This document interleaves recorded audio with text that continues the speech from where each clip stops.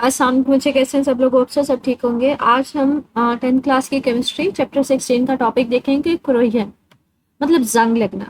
Corrosion हमारे पास कहते हैं is a natural process basically due to which a metal surface suffers gradual decay when it interacts chemically with this environment. कि अगर कोई metal है तो वो ऐसा ऐसा जो है वो डिके होना शुरू हो जाती है, वो खराब होना शुरू हो जाती है जैसे जैसे वो उसका इन्वायरमेंट के साथ कोई केमिकली इंटरेक्ट करना शुरू हो जाती है। कहते हैं during this interaction on the surface of the metal is coated with compounds. कहते हैं जैसे जैसे रिएक्शन हो रहा होता है, वो अपने माहौल के साथ कोई केमिकली इंटरेक्ट कर रही होती है, तो उस मेटल की सरफेस के ऊपर ना एक लेयर सी बनना शुरू हो जाती है। वो लेयर ऑक्साइड्स की भी हो सकती है, वो सल्फाइड्स की भी हो सकती है, या फिर वो कार्बोनेट्स, ये डिफरेंट हमारे पास हैं। अगर उस मेटल के ऊपर इनकी लेयर एक तय चढ़ना शुरू हो जाती है तो हम कहते हैं वो उसके ऊपर जंग लगना शुरू हो गया, कोरोजन होना शुरू हो गया।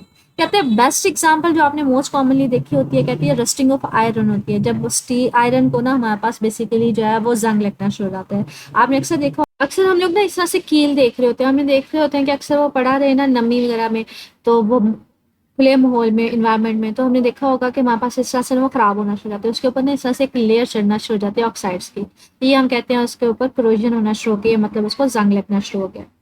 कहते हैं with iron interacts with oxygen, मतलब जब वो खुले माहौल में खुली हवा में वो पड़ा रहता है तो हवा में हमारे पास ऑक्सीजन भी मौजूद होती है, और अगर हवा में नमी भी मौजूद है मतलब पानी भी मौजूद है, तो ऑक्सीजन और पानी की मौजूदगी में वो क्या बनाती है, वो हाइड्रेटेड आयन बनाती है।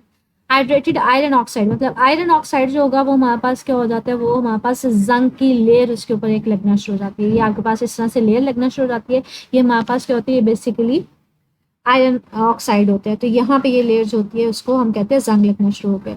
कहते हैं once iron begins to rust, मतलब एक दफा अगर उसको जंग लगना शुरू हो जाता है, the process will continue as rust is porous and allow both air and moisture to come in contact with the fresh metal underneath। कहते हैं एक दफा अगर हमारे पास जंग लगना शुरू हो जाए तो वो लगता रहता है जब तक पूरा अंदर तक वो उसको खराब नहीं कर देता। ठीक है, hence all the metal will crude, मतलब वो सारे को जंग लग जाएगा, सारा खराब हो जाएगा जैसे जैसे टाइम गुजरता जाएगा। कहते हैं दी प्रोसेस ऑफ क्रोजन, ये जो जंग लग रहा है आयरन को, appears to require two important chemicals. उसमें दो इंपॉर्टेंट चीज़ों का होना ज़रूरी है, एक तो हवा में ऑक्सीजन का और दूसरा नमी पानी का मौजूद होना ज़रूरी है। अगर ये दो चीज़ें मौजूद होंगी तब आयरन को जंग लगेगा, वरना जंग नहीं लगेगा। कहते हैं बेसिकली वहाँ पर रिएक्शन क्या हो रहे होते हैं, इलेक्ट्रोकेमिकल रिएक्शन अगर देखा जाए तो सबसे पहले तो हम कहते हैं जो आयरन होते हैं ना वो हमारे पास अपना इलेक्ट्रॉन लूज कर रहा होता है। कि जैसे जैसे हमारे पास ये अगर लाइक मैंने आपको दिखाया कि अगर उसको जंग लग रहा है तो इसमें बेसिकली प्रोसेस क्या हो रहे होते हैं कि आयरन क्या करेगा, अपना इलेक्ट्रॉन लूज करता जाएगा। तो ये बेसिकली उस चीज़ को शो कर रहा है कि हमारे पास आयरन जो होगा अपना इलेक्ट्रॉन लूज करता जाएगा, इलेक्ट्रॉन लूज करता जाएगा तो बच्चे आयरन आयन बनता जाएगा। ठीक है, तो ये देखें ये आयरन था, पहले मेटल थी, आहिस्ता आहिस्ता वो क्या करती है, अपने इलेक्ट्रॉन लूज करती जाती है, तो इसके नतीजे में वो क्या बन जाती है, एक आयरन हमारे पास आयन बन जाता है। कहते हैं अब अगर वहाँ पे कहीं पे ऑक्सीजन भी मौजूद है तो ऑक्सीजन क्या करती है, उन इलेक्ट्रॉन्स को गेन कर लेती है जो आयरन ने लूज किए होते हैं, और अगर वहाँ पे पानी भी मौजूद है तो वो क्या बना देगी, वो हाइड्रोक्साइड बना देगी। कि अगर वहाँ पे पानी और ऑक्सीजन मौजूद है तो वो क्या करेगी, वो इलेक्ट्रॉन को गेन करेगी, हाइड्रोक्साइड बना देगी। ये बेसिकली यहाँ पे जो आयरन आयन बनते हैं ये इन हाइड्रोक्साइड आयन के साथ रिएक्शन करेंगे तो आयरन हाइड्रोक्साइड बना देंगे, जो हम कहते हैं ऐसा ऐसा जंग लगना शुरू होता है।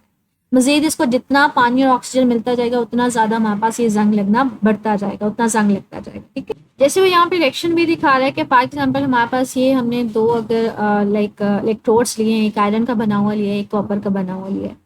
अब हमारे पास इस रिएक्शन में हो क्या रहा है कि अगर हम बैटरी की एक साइड पे हमने यहाँ पे बैटरी दी हुई है, एक साइड पे हमारे पास पॉजिटिव है जो एनोड हम उसको बोल देते हैं, और दूसरा हमारे पास कैथोड है।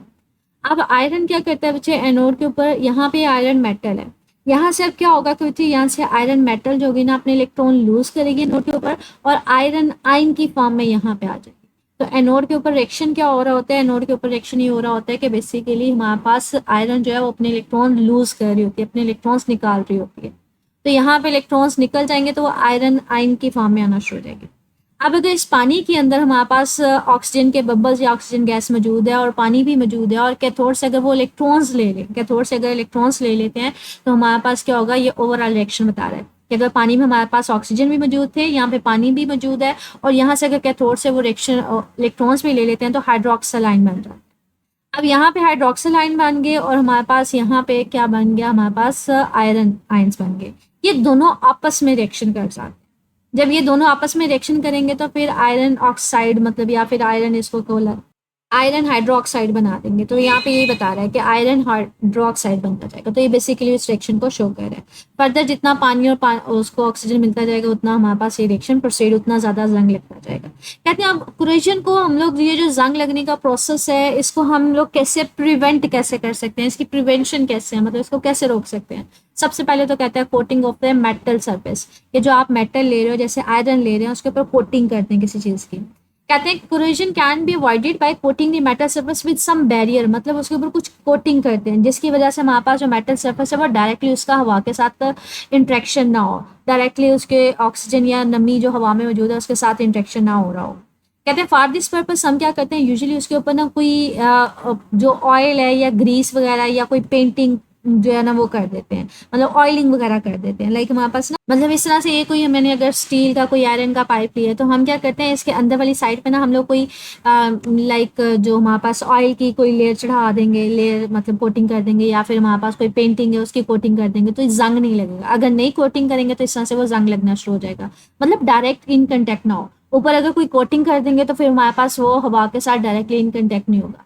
कहते हैं इसके अलावा हमारे पास जो अदर मेथड्स हैं वो हमारे पास क्या है, गैल्वेनाइजेशन है। अब हमारे पास ये कौन सा मेथड है, कहते हैं ये कॉमन मेथड है जिसमें हम आयरन को या फिर स्टील को जो है ना वो जंग लगने से प्रिवेंट करते हैं।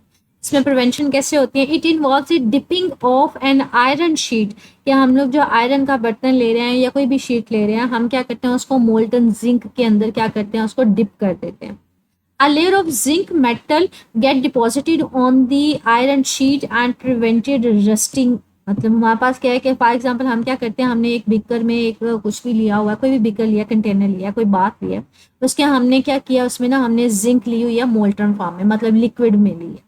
अब अगर कोई भी मेरे पास कोई आयरन का है या कुछ भी है मेरे पास स्टील का, फॉर एग्जाम्पल कोई रॉड ही है, मैं क्या करूँगी उसको इसके अंदर डिप कर दूंगी।